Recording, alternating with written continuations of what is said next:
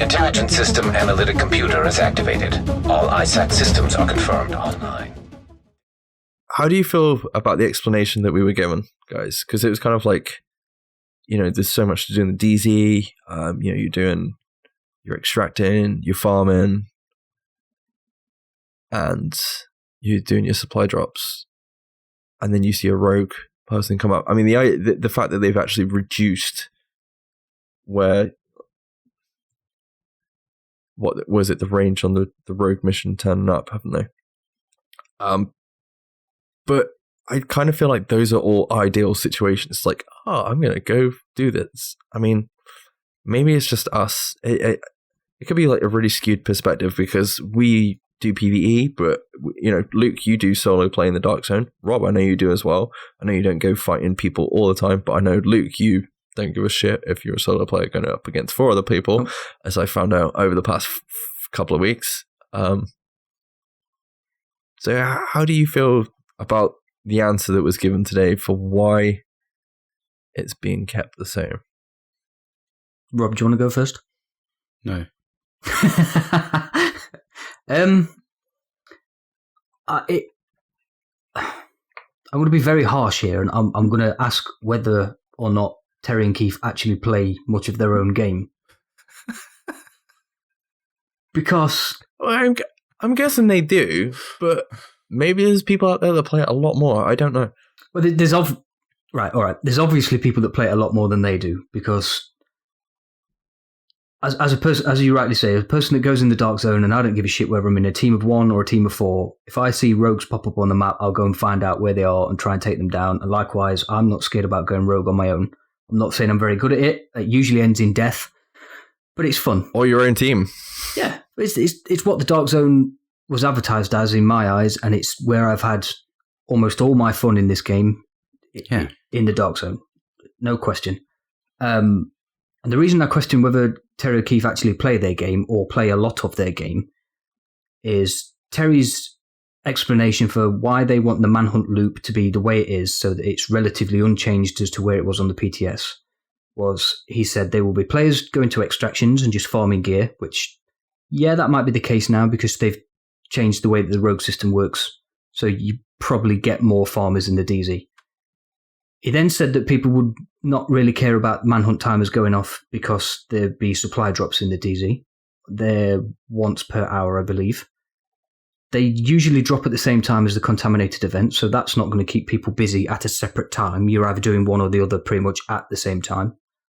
Or he was saying that other people will be clearing manhunt. So he was like basically dividing the server up into 4 or 5 different types of people all at once. Now, for anybody who plays the Dark Zone a lot like we do, certainly like I do, and a lot of our Discord do, that's not how a DZ server runs. Most people are in the DZ because they've done everything else, and they're bored of everything else. They've got all the gear that they need. The only gear that most of us ever want anymore is from the global events. So most people go in the Dark Zone looking for other people to shoot in the face. Therefore, if you've got 4 people running around with a manhunt terminal that's flashing up on the map, they will be where that terminal is. I will say this. I do agree with him on one point with regards to if a player is extracting and then, there's rogues pop up. But those are going to be the PvP players. They're the ones that have just killed the freaking non-rogues. They've extracted their loot. All right, let's go kill some other motherfuckers. Me and you. That's literally how it's going to roll. Me and you were in the Dark Zone the other night as a team of 2. How many extractions did we pop off? Can you remember? A fair few. 3, 4. Yeah. How many times did other players turn up to either gank us or try and get in on our extraction just because it happened to be popping off at the same time? Quite a few. A lot. Every time. Most of the times it was quickly followed by a shot grenade or a shock turret and somebody going rogue. If there's something on the map advertising where players are, players will go towards it like a moth to flame.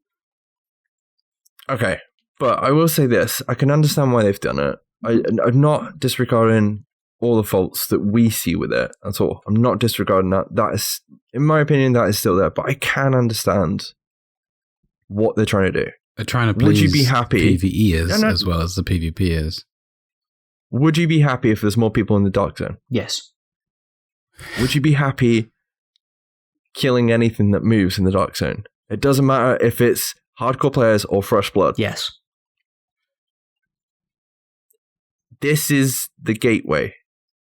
And it might not be happy for everybody, but if PvE players are like, oh man, they've changed the rogue system, I'm going back, it's for us, it's for the PvE players, so be it. Because we are still going to go in there and fucking kill him. I don't give two fucking shits. We are still going to go in there and kill him. I will still be in the Dark Zone. I will still be going rogue. I'll have to hold the up button and stop running at the same time, which is stupid. But. Okay, here's the other thing. People are pissed about, oh, I can't run off my manhunt. There's no stat in the game. There's no official stat in the game, is there?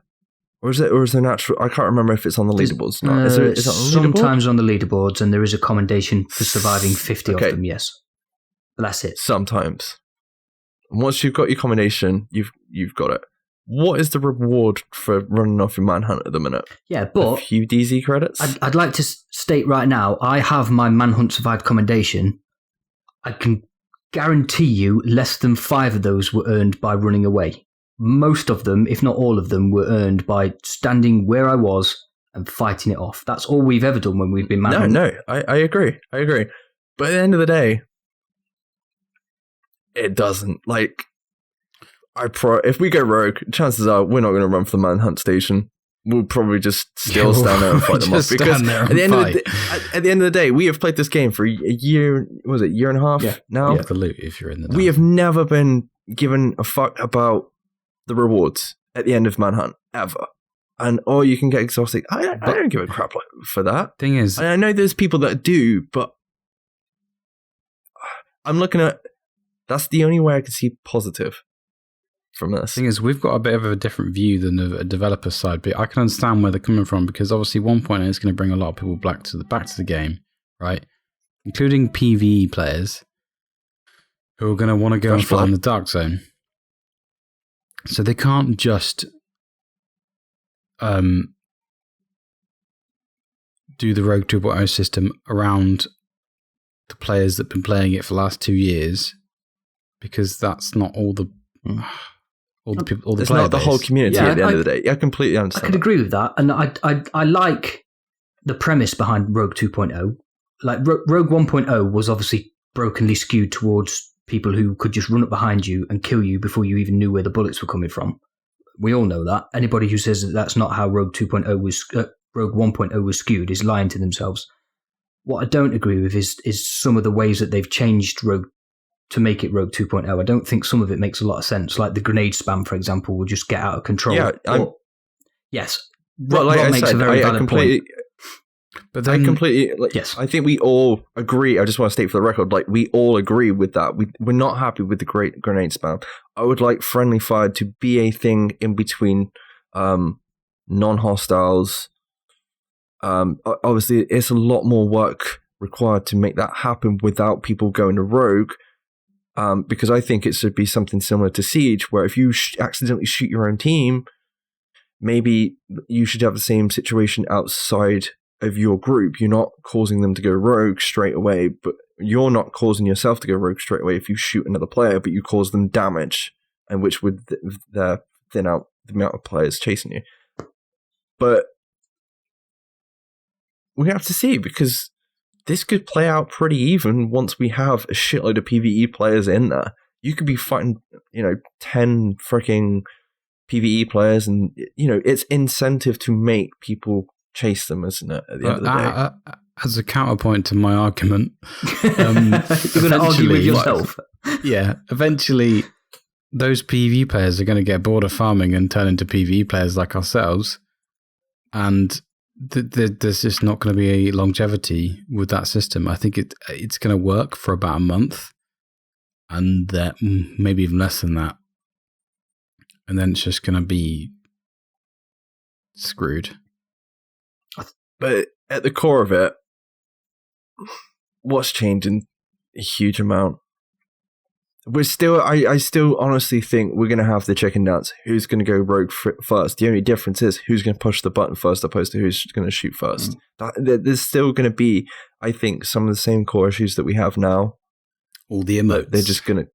They're going to be introduced in a different way. You're listening to a Mash Those Buttons podcast. Visit mashthosebuttons.com for a full podcast schedule. Cargo secured. Extraction complete.